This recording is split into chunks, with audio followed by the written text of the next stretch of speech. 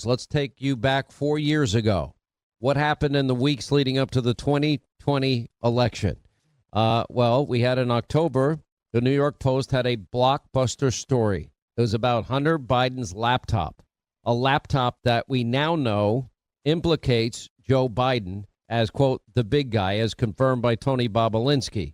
A laptop that we now know from Hunter Biden's business partner, Devon Archer, that Joe Biden lied to the country when he said he never talked to his son, his brother, or anybody for that matter about their foreign business dealings, when in fact Devon Archer said he used to call into meetings with his foreign business associates and even met with some of them, including the former First Lady of Moscow and Russian oligarch Elena Baturina, who, according to Devon Archer, $3.5 million in funds were sent from her to the Biden, quote, enterprise, if you will, or the Biden syndicate, if you will, on top of what he claimed over $100 million for real estate investment. And then, of course, we had the FBI. They had verified the authenticity of the laptop.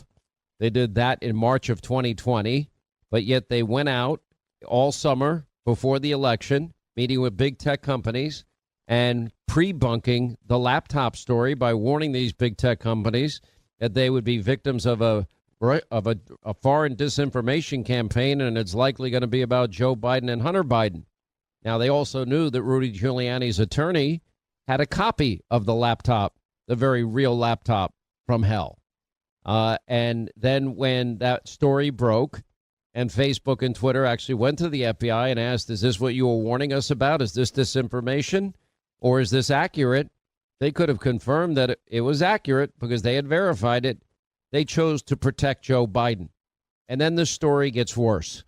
Then we had, an effort led by Tony Blinken, to gather 51, what we thought were former intelligence officers, none of whom ever examined the laptop, out there debunking the laptop as Russian disinformation.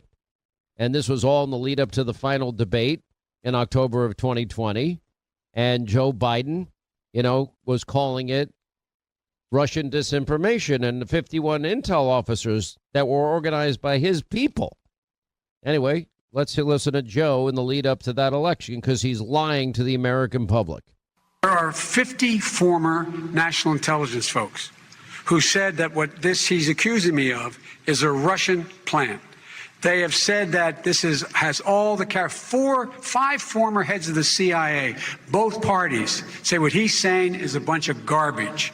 Nobody believes it except his and his good friend Rudy Giuliani. You mean the laptop is now another Russia hoax? Still think that the stories from the fall about your son Hunter were Russian disinformation and a smear campaign, like you said. Yes. God love you, man. You're a one-horse pony, I tell you. Well, it all turns out not to be true. Now, we have the committee, the House Judiciary Committee, the Select Subcommittee on the Weaponization of the Federal Government, and the Permanent Select Committee on Intelligence. They have now come out with a very, very extensive report.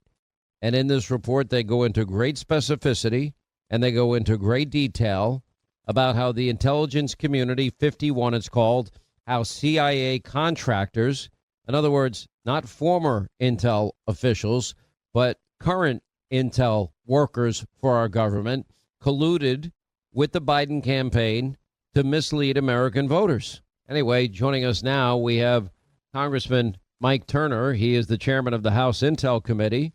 Congressman, great to have you back. I've read this report. It is beyond frightening to me that you have so many former and then we now know current at the time high-ranking intelligence officials that knew nothing. None of them examined the laptop. None of them knew a thing about the laptop. The only thing they knew is they wanted Joe Biden to win. And they went out and they organized and they lied to the American people to affect the outcome of an election. Is that election interference, sir? Absolutely. But, Sean, you are absolutely right. And what you just played is very important for everyone to hear, and that is Biden lying to the American public. That's what he sounds like when he's lying. If you look at the video, that's what he looks like when he's lying. Our committee worked to obtain CIA, emails and communications from representatives of the IC-51 that put out this claim that it was Russian disinformation. As you correctly said, their claim was completely made up. They had zero intelligence. They acknowledged under oath. We deposed them with Chairman Jordan and myself. The Judiciary Committee, Intel Committee, deposed several of these individuals. They acknowledged that they under oath that they did not do any efforts to verify their statements, and they specifically said in their documents that we've obtained that they were doing this because they expected Trump to attack Biden on the issue at the upcoming debate, and they wanted to give the vice president a talking point on this response, which was totally a lie and totally political. This should have never happened.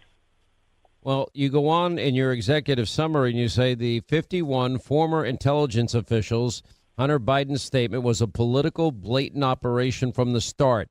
It originated with a call from a top Biden campaign official, now Secretary of State, Anthony, we call him Winkin' Tony Blinken, to former Deputy Central Intelligence Agency Director Mike Morrell. The committee's investigation revealed that without outreach from Blinken, Morrell would not have written that statement. And Morrell told the committees that the Blinken phone call triggered his intent to write the statement. And the statement's drafters were open about the goal of the project. We think that Trump will attack Biden on this issue at this week's debate. We want to give the vice president a talking point to use in response. Now, let me ask you something. Is that an in-kind contribution? Is there any violation of law here? Well, there certainly ought to be, and certainly Jim Jordan and myself are working together on legislation that would make this illegal in the future. But what you just said is incredibly important, and that is this was presented by Biden not only as truth, as if these former intelligence members and some who, as you indicated, were under contract with the CIA, had done an independent assessment of this, of the laptop, of the issue of Russian disinformation. They had perhaps access to intelligence. They had zero intelligence. But they didn't just spontaneously do this. This was initiated by Biden's campaign. Blinken was working for the campaign, corralled these individuals, had them draft this letter for which they've done no verification, all of which were lies, and put it out as if it was some official statement, when in fact it was, as you indicated, election interference, lies that then Biden himself took to the podium in his debate and lied to the American public.